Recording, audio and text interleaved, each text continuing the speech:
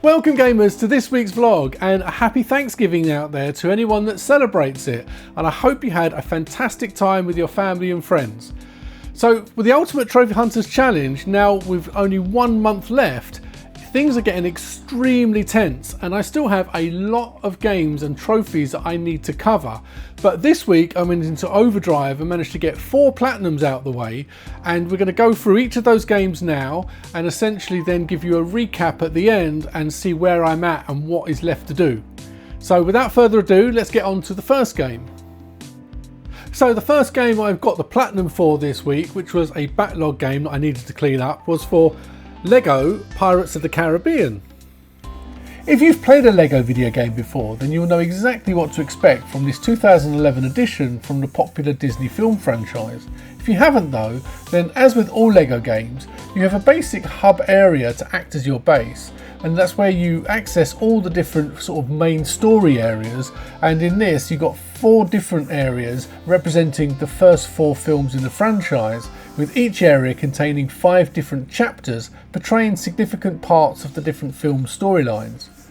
The gameplay loop is pretty standard for a Lego game, with you first needing to play through each of the different film areas chapters with specific characters, which then unlocks the free play mode, where you're then free to replay through using any of the characters that you've unlocked so far and use all their various different abilities that allow you to unlock and reach previously inaccessible areas, which is required to obtain the variety of different collectibles that you need for the Platinum Trophy.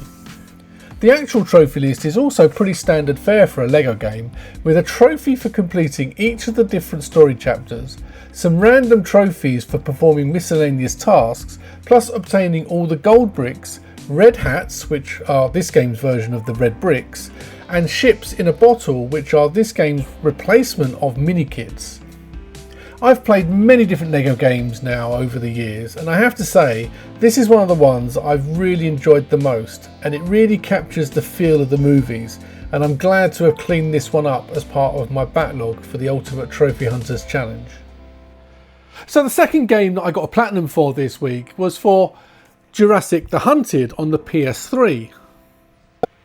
Jurassic the Hunted is a first-person shooter released in 2009, but only in North America. The story is a pretty basic one, where you play as a former Navy SEAL, Dylan, who along with his partner Rock and the scientist Sabrina, go in search of Sabrina's father, who mysteriously disappeared in the Bermuda Triangle. The trio are then forced to jump out of their plane after a strange vortex interferes with the flight controls.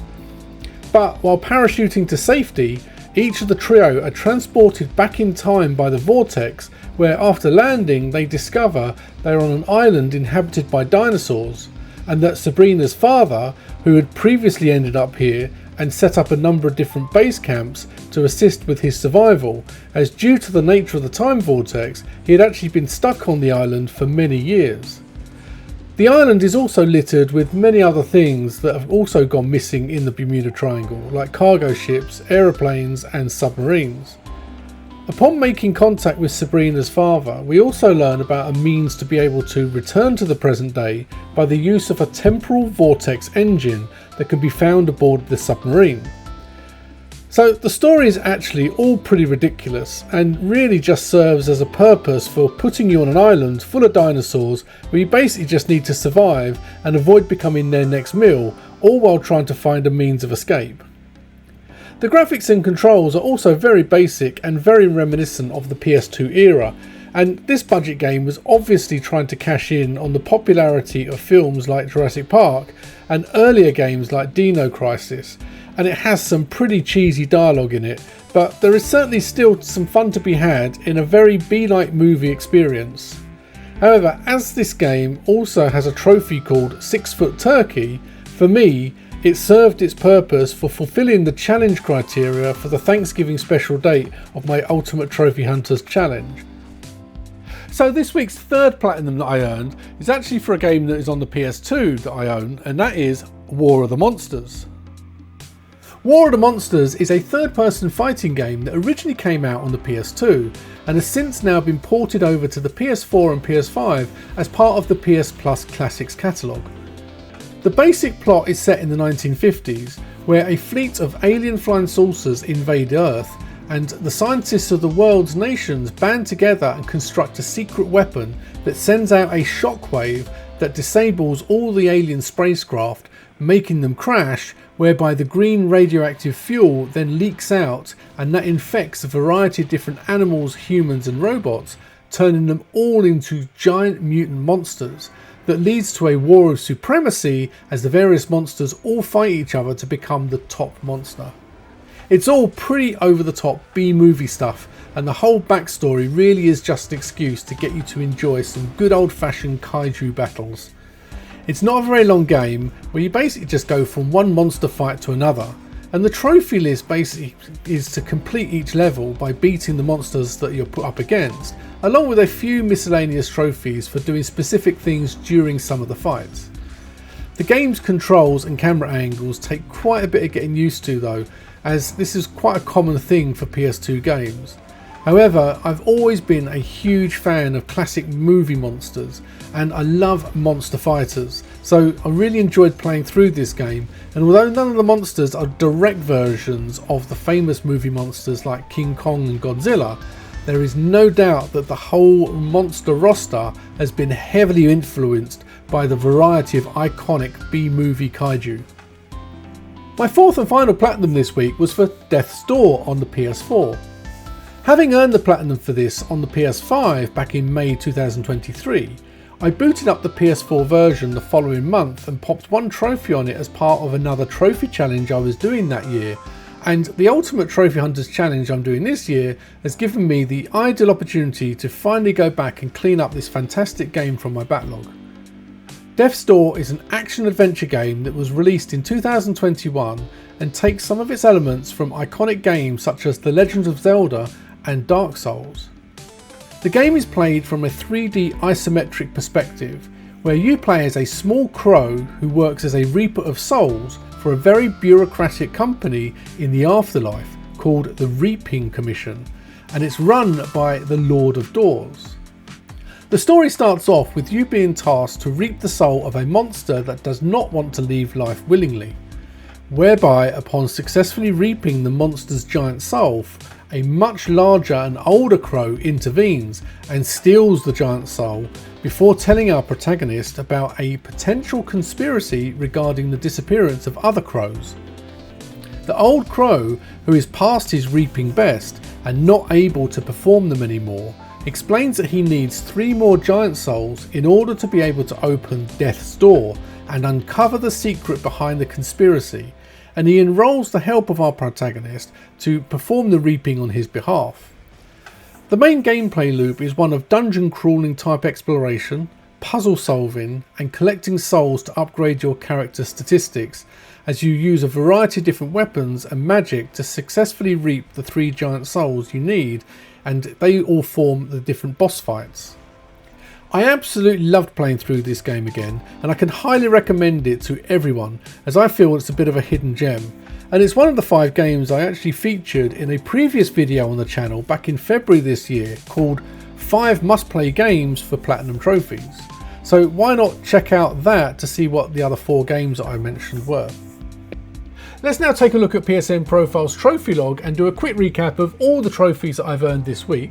Starting off on Monday, where I started preparing Jurassic the Hunted, ready for the platinum to be popped on Thanksgiving. Then I moved on to Lego Marvel Superhero on the Vita, where I'm chipping away at that on a week by week basis, mainly if I'm out and about and I've got a bit of spare time. Then I moved on to Lego Pirates of the Caribbean, and I played that all the way through to get the platinum. I also then, on Thanksgiving, I managed to get that trophy for Jurassic the Hunted. Then for War of the Monsters, I played through that and managed to get the platinum on the same day. Then after that, I had one more trophy on Lego Marvel Superheroes before moving on to Death's Door. And for the rest of the week, I've been playing through Death's Door to get the platinum. That takes me up to 333 platinums and a completion percentage up to 85.62. So let's take a little bit more detail on the stats of where I'm at with the Ultimate Trophy Hunters Challenge. So going over the spreadsheet that I have set up for tracking the progress on Ultimate Trophy Hunters Challenge, By the way, if you are interested in looking at this in a little more detail, then please feel free to follow the link down below in the description for a view-only access. And as you can see from the trophy statistics, I'm now up to 333 platinum, so that's 84 for the year, so 16 more to go to complete the 100 platinum count. For gold trophies, I've succeeded and now I've actually gone over by 26. For the silver, I'm on 729 out of the 750, so getting very close on that. And for the bronze, 1,466 out of the 1,500 that I need, so also getting very close on that as well. The ultra rare platinum count I've completed with 9 and I needed 5.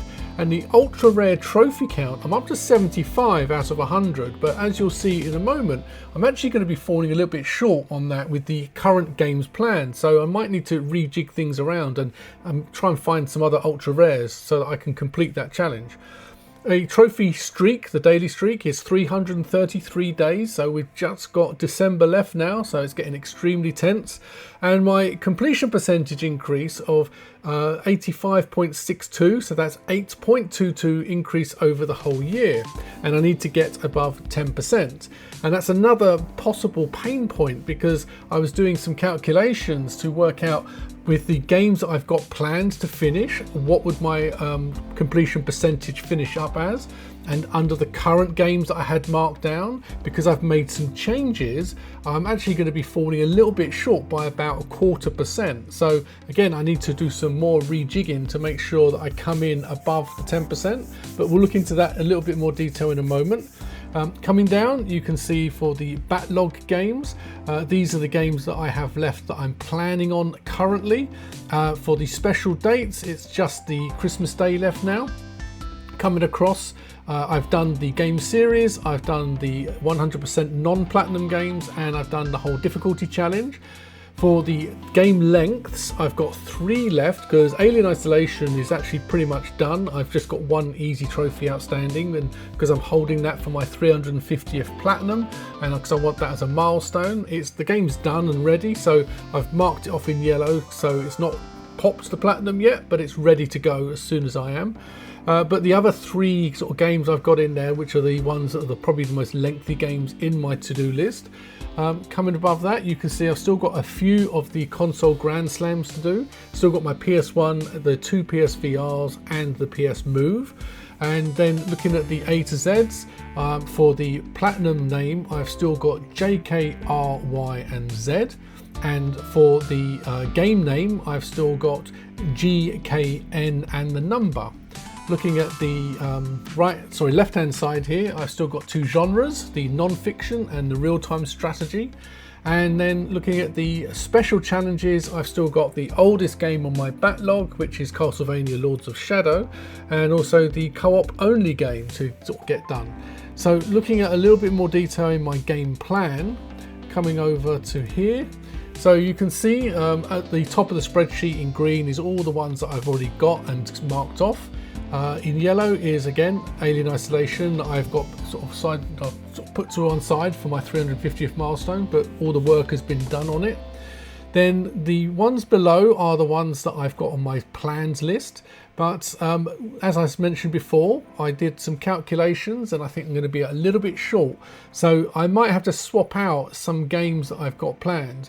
And the ones that's likely to sort of be changed are, if you come down, as part of my backlog cleanup, where I've got to clean up 50 games, I had marked off here 3 games which are DLC only for Borderlands, Call of Duty Modern Warfare and Outer Wilds. And as much as I'd love to do those and get those cleaned up, because they're just really just bronze trophies outstanding and not many, but they're still fairly good time commitments to get them done.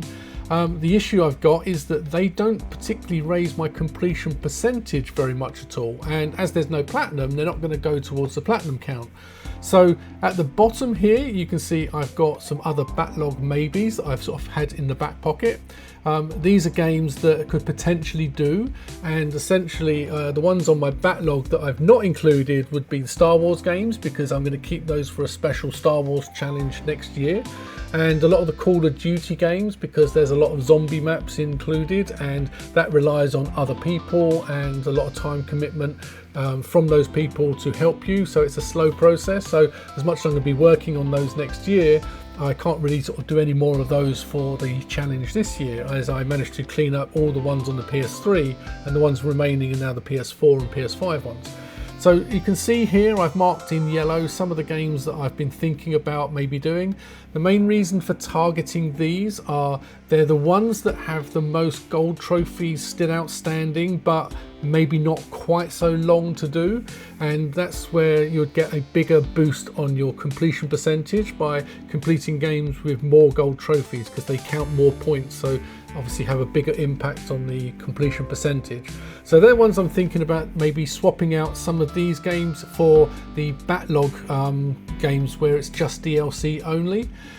When it comes down to the main games with platinums, the only one that I could potentially switch out that's not being affected by any other challenges is Asterix and Obelix Triple XL. That's because that was just a game that's on my backlog, and it's not actually going to be ticking off any other challenge, so I could easily just do a straight swap on that.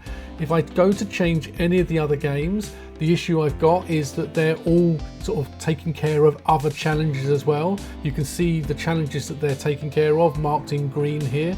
So whether it's a platinum name or a game name from the alphabet, whether it's a special challenge, special date, or if it's something to do with the genre or the game lengths, these are all marked off. And if I swap out any of these other ones, it means that that potentially wouldn't have the other challenge done, so I've then got to find another replacement. So it gets quite tricky to swap too many of them out.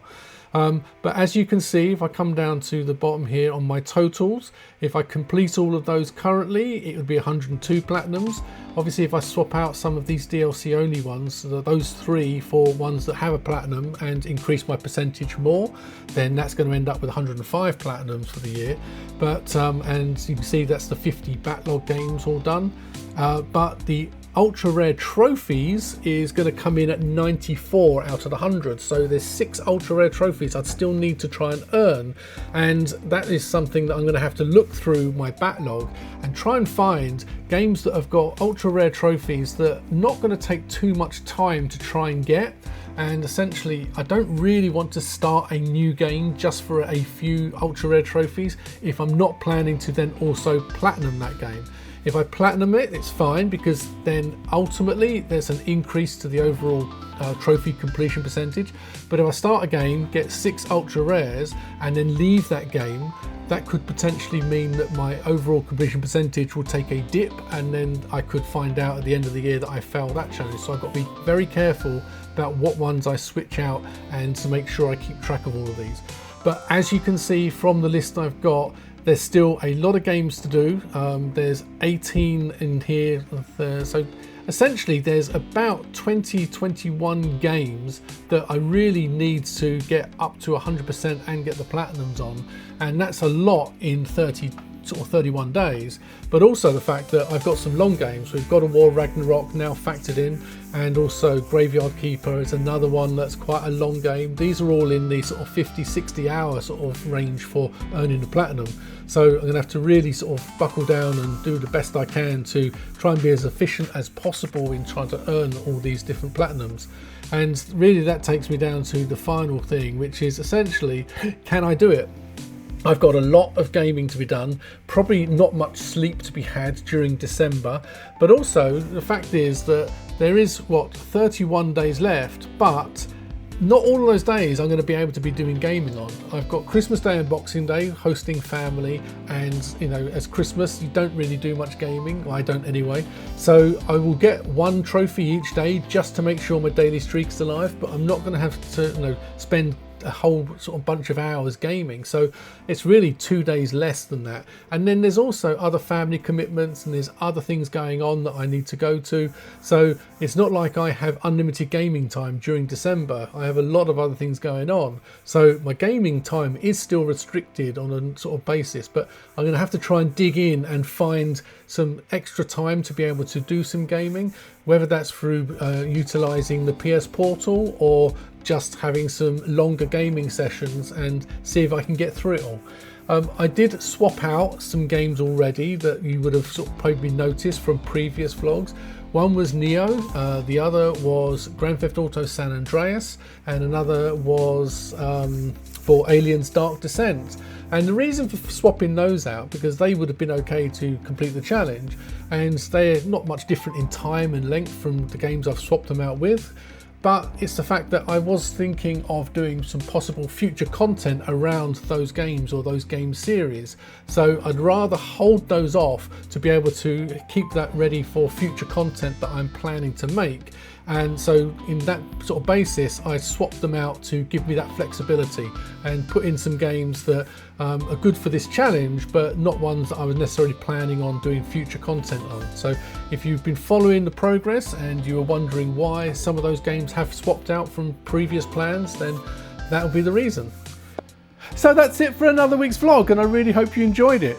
As always, I want to take this opportunity to say a very big thank you to these gaming legends that you can currently see on screen, who are my Patreon supporters.